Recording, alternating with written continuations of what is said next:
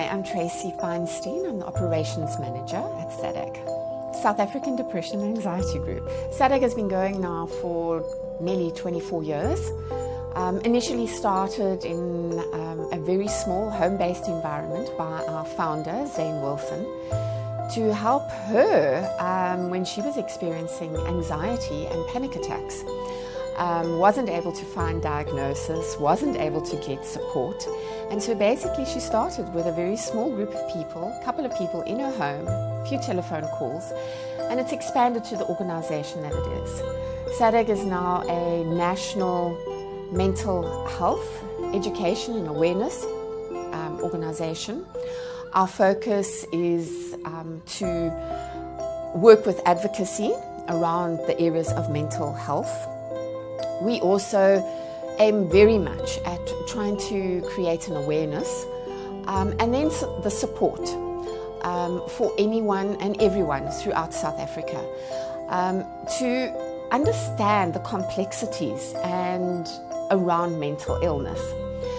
Our footprint is very much our call center, which is based in Gauteng province, in Johannesburg, where we have nearly 16 toll-free lines.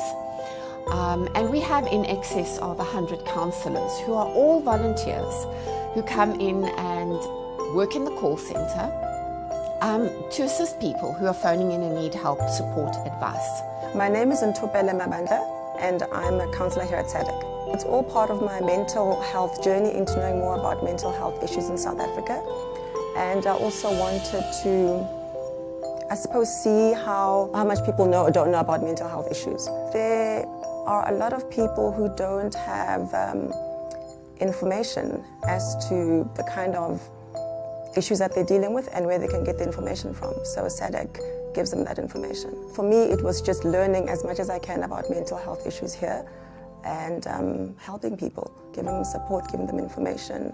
We also then have a fantastic and a massive referral base, and we get a lot of support from the medical fraternity in terms of GPs, and then especially the psychologists and the psychiatrists. They support us, they help us, they often do pro bono work for us. They are our subject matter specialists who assist us with doing counsellor training.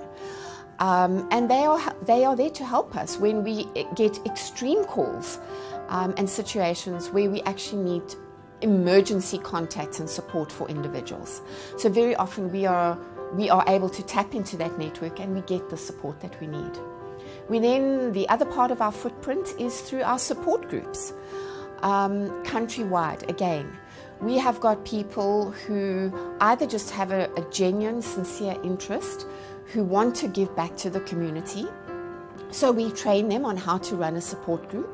And then we have individuals who have lived the issue of having a mental illness, and they are now stable and they are able to want to come and help individuals. My name's Joe. I'm a senior counsellor at SADAG. The reason that I took the gig in the first place was really to learn how to listen.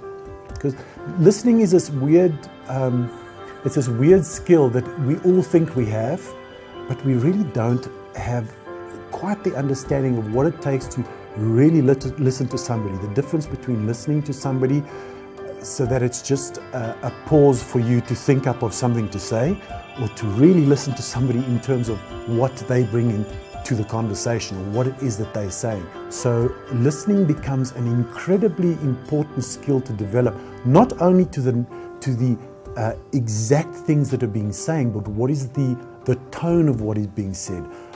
What are the cluster of symptoms that this person is talking about? What kind of ideas are you thinking about while the call's going on? And also, more importantly, and this happens as you, what are you feeling through the call? My name is Nkini Pasha. I am the board member, the vice chairperson on the board of SADAG, as well as the senior spokesperson. Look, we've got quite a diverse skills on our board, and really our role is to ensure that we can continue to steer the organization from a strategic point of view in terms of advising how we can continue to offer the services that we offer. So from a strategic level, in terms of driving, financial resources that can actually be injected into the organization, but also most importantly, in terms of ensuring that there is good, governance. I think that is very critical to ensure that the funds that we ultimately do receive from, donors or, various funders, even, the communities, that they are channeled in the right direction and that we are able to account for each and every cent, from those, from the funding. Our big overheads are obviously the running of the call center. So our overhead costs in terms of telephone calls is astronomical, and therefore we are grateful for sponsorships, donations, and long-term funding that comes in to support us with that. When we look at the depth and severity of our suicide calls, we follow up with those people 2-3 days later, and it's a great sense of hope when we are able to get hold of that person on the phone and they say, I am still around and thank you. That's what keeps us going every single day. It makes a difference.